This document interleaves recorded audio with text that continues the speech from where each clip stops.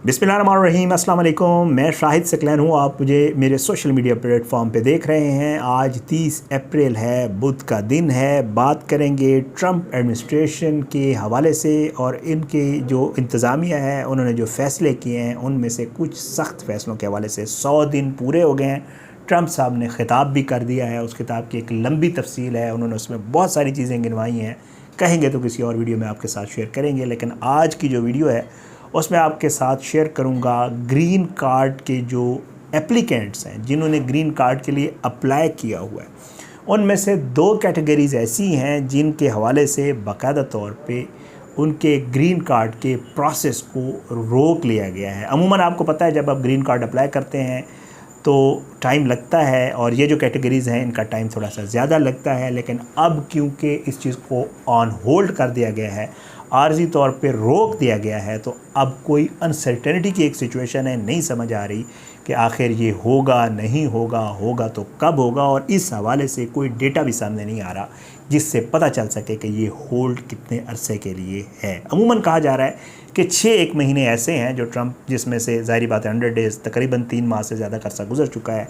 3 माह मज़ीद ऐसे हो सकते हैं जिनमें लोगों को मुश्किलात या लोगों को इस हवाले से अपडेट्स का जो है वो इंतज़ार करना पड़ेगा। अब 2 कैटेगरीज़ कौन सी हैं और इनको क्यों रोका गया है, इनके हवाले से पेशरफ्त क्यों नहीं हो रही, ये चीज़ें जो मैं आज की इस वीडियो में आपके साथ शेयर करूंगा। कुछ नंबर्स मेरे पास आए हुए हैं वो भी आपके साथ शेयर करेंगे, क्योंकि 100 डेज़ के हवाले से नंबर्स भी जारी हुए हैं, तो कुछ वो भी आगे चल के वीडियो में आपके साथ शेयर करेंगे। बहरहाल जी, ये 2 कैटेगरीज़ आपने देखनी है, कहीं आप भी इनमें तो नहीं हैं। पहला जो ग्रुप है जिनके हवाले से कहा गया है कि उनके जो ग्रीन कार्ड की एप्लीकेशंस थी उनको ऑन होल्ड कर दिया गया है, वो हैं जनाब रेफ्यूजीज़। उनके हवाले से कहा गया है कि इनकी एप्लीकेशंस जो ऊपर प्रोसेस है वो होल्ड हो गया। और दूसरा जो है वो है जनाब असाइलम सीकर, जो यूएस में दाखिल हुए थे, उन्होंने असाइलम की दरख्वास्त दी थी और उन्हें असाइलम मिल गया था। ये वो नहीं है जिन्हें असाइलम नहीं मिला था। और इन दोनों की जो ग्रीन कार्ड की दरख्वास्त है उसका प्रोसेस रुक गया है। होमलैंड सिक्योरिटी ये कहती है कि ये पाबंदी आर्जी तौर पर इसलिए लगाई गई है ताकि दरख्वास्त देने वाले अफराद की इजाफी छानबीन की जा सके। बहरहाल जी, 20 जनवरी को, और कहा जा रहा है कि ट्रंप इंतज़ामिया ने 20 जनवरी को एक एग्जेक्टिव ऑर्डर जारी किया था, और ये जो होल्ड है ये उसी की ही कड़ी है। ऑर्डर में कहा गया था कि वीज़ा या इमिग्रेशन के फ़वायद हासिल करने वाले जितने भी अफराद हैं उनकी सिक्योरिटी का लेवल मज़ीद सख्त कर दिया गया था, मगर इससे ज़्यादा जो है वो तफसीलात कहीं पर भी मौजूद नहीं है कि ये अमल कब दोबारा शुरू होगा। जो मैं आपको पहले कह चुका हूँ कि इसके हवाले से कोई होल्ड है, बट नहीं कब खुलेगा कब होगा इसके हवाले से कोई इन्फॉर्मेशन नहीं है। अक्सर व बेशतर मैं कमेंट्स में पढ़ रहा होता हूँ कि शायद हम लोग एग्जरेट करके बता रहे होते हैं, हम लोग चीज़ें ठीक नहीं बता रहे थे। इसलिए मेरी कोशिश है कि मैं जो ये ख़बर की एक्चुअल जो न्यूज़ है उसकी स्क्रीनशॉट भी साथ लगा देता हूँ ताकि आपको पता चले कि ये ख़बर किस हद तक हकीकत है। बहरहाल जी, अब इसमें यह भी नहीं समझ आ रही कि इसमें सिर्फ ये 2 ग्रुप्स मुतासर होंगे या इनके अलावा भी कोई मुतासर हो सकता है, ये भी चीज़ क्लियर नहीं है। इस पॉलिसी के हवाले से जो है एतराज़ात भी हो रहे हैं। ज़ाहिर है जो ये काम किए जा रहे हैं ट्रंप एडमिनिस्ट्रेशन की तरफ से, उसके ऊपर से जो है अमेरिकन इमिग्रेशन काउंसिल और जो वहाँ के वकला हैं उन्होंने भी जो है 8 अप्रैल को बाकायदा तौर पे फ्रीडम ऑफ इंफॉर्मेशन जो है उस एक्ट के तहत जो है वो हुकूमत से तमाम मुतलका दस्तावेज़ात मांग ली हैं। ये जो होल्ड किया गया प्रोसेस इसके हवाले से, ताकि ये अंदाज़ा लगाया जा सके, पता लगाया जा सके कि जी इन 2 ग्रुप्स को बाकायदा तौर पे क्यों निशाना बनाया गया है। बहरहाल जी, अदाद शुमार जो USCIS की तरफ से हैं उसके मुताबिक जनवरी 2025 में जो ग्रीन कार्ड के लिए एप्लीकेशंस दी गई थी वो 92,424 थी, 92,424, जिनमें से तकरीबन 12,000 के करीब बताया जा रहा है कि ऐसी दरख्वास्तें थीं जो या तो रेफ्यूजीज़ की थी या असाइलम वालों की थी। नंबर आप खुद अंदाज़ा लगा लें। इनकी दरख्वास्तों पर अमूमन जो टाइम है वो साल सवा साल का टाइम लगता होता है प्रोसेस पे, लेकिन अब ये अरसा कब कितना लगेगा ये अब कोई आइडिया नहीं है। इसमें मज़ीद ताख़ीर भी हो सकती है। बहरहाल अब जो वहाँ पे रहने वाले हैं, चाहे वो इमिग्रेंट्स हों, चाहे वो ग्रीन कार्ड होल्डर्स हों, उनकी मुश्किलात में दिन ब दिन इजाफ़ा देखने को मिल रहा है। बहरहाल कोशिश ये की जा रही है कि जी वहाँ पे जितने भी अपोजिशन है या जितनी भी ऑर्गेनाइजेशंस हैं, उनकी ये कोशिश है कि इन मामलात को किसी हद तक रोका जाए, इन मामलात के ऊपर जो है वो किसी हद तक अमल दरामद को चेक किया जाए कि आखिर ऐसा हो क्यों रहा है। लेकिन डिपेंड्स कि इसके ऊपर आगे आने वाले दिनों में क्या जो है मामलात होते हैं। 100 दिन पूरे हो गए हैं, इन 100 दिनों में क्या कुछ हुआ है, इसमें स्पेशली 2 चीज़ें मैं आपके साथ इस वीडियो में शेयर करूंगा। आगे फिर किसी और वीडियो में तफसीलात आई हुई हैं, वो भी आपके साथ 2 चीज़ें हैं। मैं एक बॉर्डर क्रॉसिंग है, उसका बाकायदा डेटा आ गया है, कितने लोगों ने बॉर्डर क्रॉस किया है, कितनी कमी आई है, वो आपके साथ शेयर करूँगा।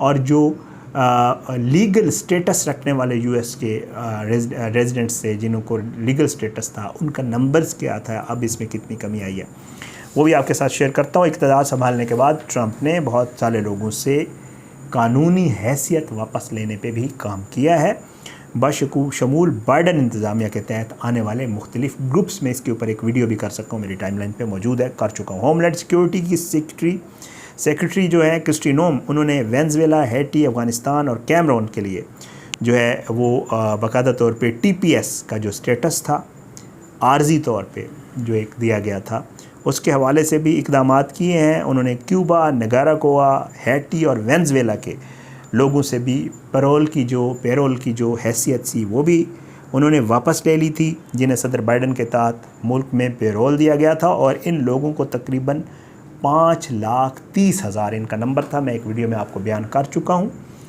और ये लोग ऐसे नहीं आए थे, बाकायदा इनको जांच पड़ताल के बाद, वेट करने के बाद इनको इजाज़त दी गई थी बाइडन इंतज़ामिया की तरफ से यूएस आने की। अब इनके हवाले से भी ज़ाहिर है, पिछली वीडियोस में बता चुका हूँ तफसील बहुत सारी, तो इसलिए इसमें डिटेल इतनी नहीं बताता। ये भी एक सीन था। अब दूसरा जो बॉर्डर क्रॉसिंग है, उसका नंबर मैं आपके सामने रख देता हूँ। इन 100 डेज़ में जो सूरत हाल हुई है, कहा यह जा रहा है कि ट्रंप इंतज़ामिया जब से आई है, जो सरहदी गुजरगाहें हैं उनमें तेज़ी से कमी देखने को मिली है। और ट्रंप इंतज़ामिया इसको बहुत ही खुश आइंद करार दे रही है। वो कहते हैं कि हमने एक गोल अचीव किया है कि इतना बड़ा नंबर जो है वो हमने कम किया है। बताया ये जा रहा है कि फरवरी और मार्च के महीनों में तकरीबन 11,000 लोगों ने बॉर्डर क्रॉस किया। और जो कि बाइडन के आखिरी महीनों में, जो उसके ऑफिस के आखिरी महीने थे, उनमें तकरीबन 1 लाख के करीब जो तादाद थी वो होती थी। लेकिन अब जो है ये 11,000 तक आ गई है। बहुत बड़ा फॉल है नंबर में, आप खुद सोचें। अच्छा, उसके अलावा ट्रंप के पहले 100 दिनों में तकरीबन 1,51,000 से ज़ायद लोगों को गिरफ़्तार किया गया, डेटा मैं देख के पढ़ रहा हूँ। और 1,35,000 से ज़्यादा लोगों को मुल्क बदर किया गया है। ये नंबर है जो 100 डेज़ में। ज़ाहिर बात है, कल एक बहुत बड़ी तकरीब हुई, उन्होंने जो है उसमें ख़िताब भी किया सदर ट्रंप में, और अपनी उन्होंने जो कामयाबियां हैं इन 100 दिनों में उनको गिनवाया। उसमें बहुत सारी चीज़ों पे उन्होंने बॉर्डर क्रॉसिंग पे भी बात की, उन्होंने इलीगल इमिग्रेंट्स पे, उन्होंने टैरिफ के हवाले से बात की, उन्होंने पूरी एक लंबी तफसील है जो उस तकरीब में उन्होंने तकरीर की है। लेकिन जो चीज़ें हमसे रेलिवेंट होती हैं, ज़ाहिर बात है कुछ होती है वो हम तक पहुँचाया करें, आप तक पहुँचाया करें। ये सूरत हाल रही है इन 100 डेज़ में। लेकिन आने वाले दिनों में, मैं कल की वीडियो में आपको बता चुका हूँ, कहा यह जा रहा है, बल्कि ट्रंप इंतज़ामिया के जो अहम अरकान हैं वो ये बता रहे हैं कि आने वाले दिनों में ये मामला मज़ीद तेज़ी पकड़ेगा और आने वाले जो 3 महीने हैं वो मज़ीद सख्ती होगी उन लोगों पे जो अनडॉक्यूमेंटेड हैं, जो वहाँ पे ऐसी सूरत में रह रहे हैं कि उनके पास वहाँ रहने का कोई जवाज़ नहीं है। ये सूरत हाल अमेरिका में है। इंशाअल्लाह कोशिश करेंगे इसके ऊपर बाकी आने वाले दिनों में जो कुछ सामने आएगा वो भी आपके साथ इसी तरह शेयर किया करेंगे। आपने अपना फ़ीडबैक ज़रूर देना है, मुझे कमेंट्स में ज़रूर बताया करें। ज़ाहिर है ये स्टोरीज़ हम न्यूज़ से ही उठाते हैं, वहीं से ही आपको बता रहे होते हैं, ख़ुद से तो बयान कर नहीं रहे होते। बहुत शुक्रगुज़ार हैं, आप बहुत अच्छा फ़ीडबैक देते हैं, आप चीज़ें करेक्ट कर रहे होते हैं, वो भी बड़ी खुशी की बात है। इस तरह फ़ीडबैक देते रहें और बताते रहा करें कि किस तरह मज़ीद इसको बेहतर किया जा सकता है। अपनी दुआओं में याद रखिएगा। इजाज़त दें, इंशाअल्लाह अगली वीडियो में मुलाकात ज़रूर होगी, लेकिन बशर्ते ज़िंदगी। पाकिस्तान ज़िंदाबाद। अल्लाह हाफ़िज़।